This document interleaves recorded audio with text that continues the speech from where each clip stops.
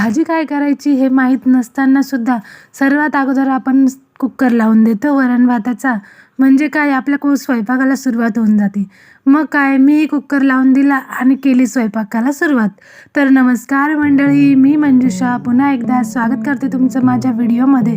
तर आजचा बेत होता पत्ताकोबीची भाजी, पोळी आणि वरण भात आणि त्यासोबत एक स्पेशल आयटम पण होता. आता तो काय होता हे तुम्हाला पुढे व्हिडिओमध्ये कळेलच. तर चला वळूया रेसिपीकडे. तर सर्वात अगोदर पत्ताकोबीची भाजी घेतली कापून, मग ती स्वच्छ धुवून घेतली. त्यानंतर जे काही मटेरियल टाकायचं होतं, मिरची, टोमॅटो, कढीपत्ता, कोथिंबीर आणि थोडंसं आलं किसून घेतलं होतं, हे सर्व तयार करून घेतलं. मग काय कढई ठेवली, कढईत टाकलं तेल, तेलात टाकली मोहरी, मोहरीत टाकलं जिरं, त्यानंतर हिरवी मिरची, कढीपत्ता, टोमॅटो, थोडंसं आलं किसून घेतलं कारण स्पायसी होण्यासाठी भाजी, कारण लसूण नाही टाकणार आहे त्यामुळे मग म्हटलं आलं टाकू जेणेकरून त्याला छानपैकी स्पायसी तिखटपणा येईल थोडासा जास्तीचा. मग काय मस्त छानपैकी भाजी एकदम 5-10 मिनटं वाफून घेतली, कारण आमच्या घरी भाजी ही पत्ताकोबीची कच्चीच आवडती, थोडी कच्ची कच्ची अशी कचरट लागली पाहिजे. मग काय मग भाजी झाली आपली. मग म्हटलं चला पोळ्या करून घेऊ.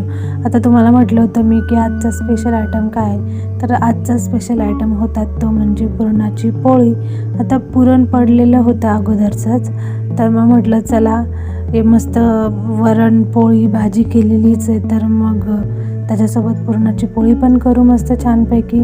मस्त छान जेवण झाल्यावर गोड खायला मजाच येते. मग काय मस्त साध्या पोळ्या पण टाकून घेतल्या, छानपैकी पुरणाच्या पोळ्या पण करून घेतल्या. मग सगळं झालं, मग त्यानंतर जेवायला घेतलं.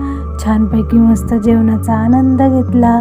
छान वरण पोळी भाजी आणि पुरणाची पोळी, मस्तपैकी जेवण गरम गरम गरम जेवायला घेतलं. मग काय व्हिडिओ आवडला असेल तर कमेंट करा, लाईक करा, सबस्क्राईब करा आणि मग या तुम्ही पण जेवायला मस्त पुरणाची पोळी खाण्यासाठी. तर चला भेटूया आपण पुढच्या एक नवीन व्हिडिओमध्ये. तर बाय बाय.